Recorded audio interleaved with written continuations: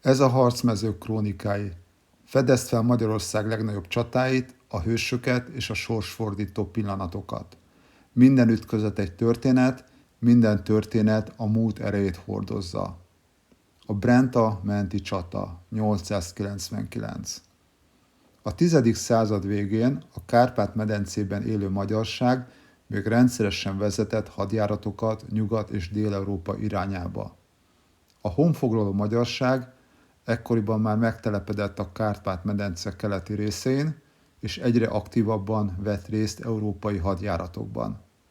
A nyugati források gyakran félelemmel és értetlenséggel írtak róluk, kiemelve gyorsaságukat, kiszámíthatatlanságukat és különleges harcmodorukat.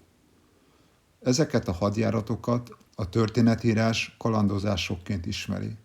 A hadjáratok célja gyakran zsákmányszerzés volt, de legalább ennyire szóltak politikai nyomásgyakorlásról és a szövetségi rendszerek fenntartásáról is.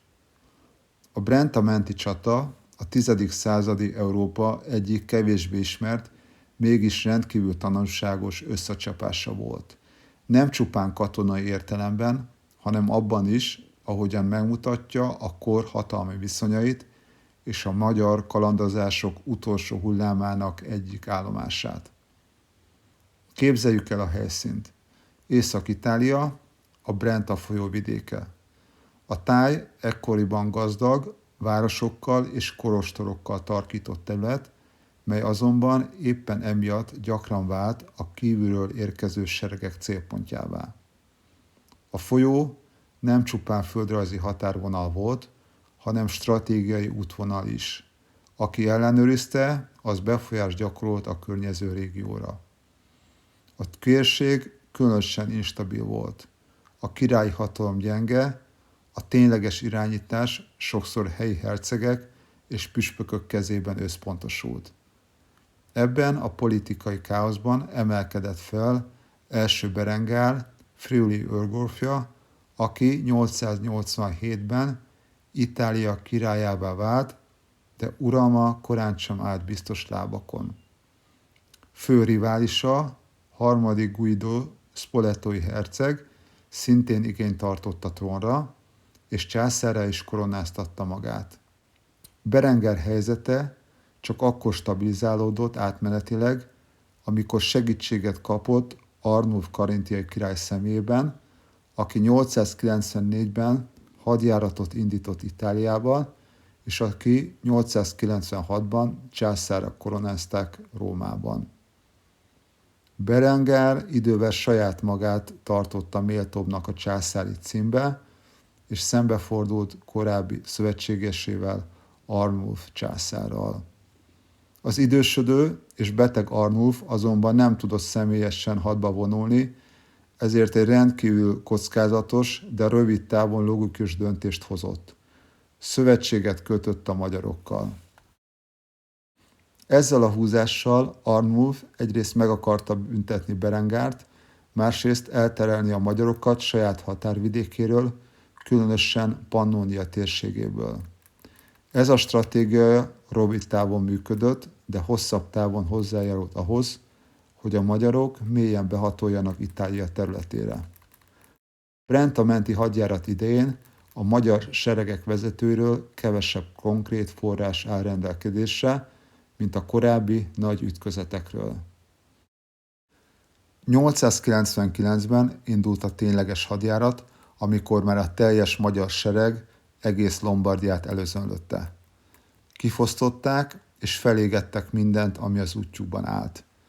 Ezzel az ellenség katonai és gazdasági erejét próbálták meggyengíteni. Viszont a komolyabb falakkal erősített városokat elkerülték. Vercelli városában elfogták a menekülni próbáló Luitward püspököt, akit megöltek, és a kincseit pedig elvették.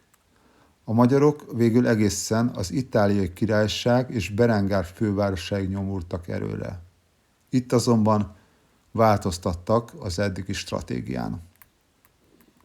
Szándékosan menekülés színlelve sikeresen maguk után csalták Berengárt, és az időközben legalább 3-szor nagyobbra duzzadt, körülbelül 15 000 fős közép- és itáliai seregét. A magyarok eközben megtévesztés céljából több alkalommal is békaajánlatot tettek, ami érdekében a püspöktől zsákmányolt kincseket és túszokat is felajánlottak cserébe. Mindezek hatására Berengár joggal érezte úgy, hogy eljött az ő ideje, és győzelmet fog aratni a magyarokon. A magyar hadviselés ekkor még nagyrészt a könnyűlovas taktikára épült. Gyors mozgás, rajtaütések, színlelt visszavonulás. Ezek voltak azok az eszközök, amelyekkel korábban egész Európát rettegésben tartották. A Brenta mentén is ezek az elvek érvényesültek. A folyó környéke kiválóan alkalmas volt erre. A mocsaras részek, az átkelőhelyek és a szűke völgyek mind olyan tényezők voltak, melyek lehetővé tették ezt a meglepetésszerű támadás taktikáját. A magyarok menekülés közben letáboroztak a folyó túlsó partján, hogy bevárják a közelgő ellenséget. Az üldöző sereg azonban olyan biztos volt a győzelmében, hogy szintén tábort vert a Berenta másik partján, és gyakorlatilag előre kezdtek ünnepelni. Ettek, ittak és pihentek a magyarok megtámadása és legyőzése helyett. Ezt használták ki a magyarok. Titokban több egységet átküldtek a folyón, és a főerőkkel együtt több irányból támadva bekerítették és rajtaütöttek a meglepett itáliai seregen. A támadás olyannyira tökéletesen sikerült, hogy a megzavarodott itáliai sereg képtelen volt megfelelően védekezni. A magyarok azonban senkit sem kiméltek. A menekülőket ugyanúgy levágták, mint aki megpróbált volna megadni magát. Berengár maga is csak a szerencséjének és álruhájának köszönhette, hogy el tudott menekülni a csatatérről. Mindeközben a magyarok csak csekély veszteséget szenvedtek. A győzelem után Itáliában gyakorlatilag nem maradt olyan erő, aki szervezetten szembe tudott volna szállni a magyarokkal. Szabadon fosztogattak egészen 899. decemberéig is, amikor meghalt Arnulf karintiai király, ami komoly változást hozott az addig kialakult erőviszonyok tekintetében. Halálával együtt megszűnt a Magyar-Keleti Frank Szövetség, és ennek hatására a magyaroknak új stratégiát kellett kialakítaniuk. Ennek nyomán békét kötöttek Berengárral, aki ezért túszokat adott cserébe és ajándékokat fizetett, majd később rendszeres adófizetőjével vált a magyaroknak. A magyarok visszafelé menet még megkísérelték elfoglalni Velence városát is. A szigetekre és cölöpökre épült város azonban túlságosan is nagy falat volt a szárazföldi csapatoknak.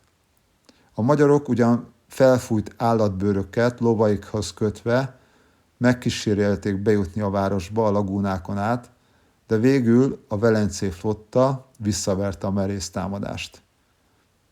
Ezt csupán egy mellékszálnak tekinthetjük a Brenta menti csata mellett, ami nem csupán egy győztes ütközet volt, hanem a nomád hadviselés egyik csúcs teljesítménye. Az ütközet bebizonyította, hogy egy kisebb, de jól szervezett és rugalmas sereg képes legyőzni egy nála jóval nagyobb haderőt, ha megfelelően használja a terepviszonyokat, megfelelő információval van ellátva, és ismeri a pszichológia működését.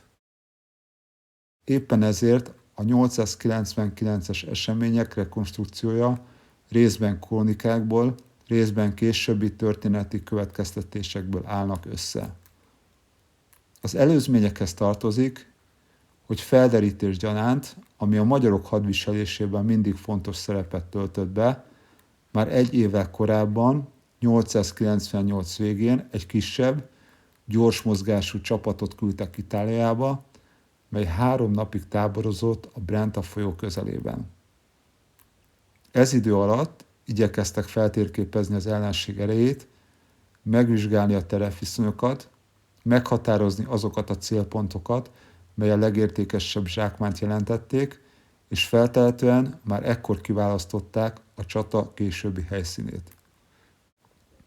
A Brenta partján 899-ben nem egy csata zajlott le, hanem két világ találkozott. Egy szétesésben lévő birodalom, nehézkes, feudális hadserege és egy gyors, alkalmazkodó, stratégiailag fejlettebben gondolkodó nomád haderő.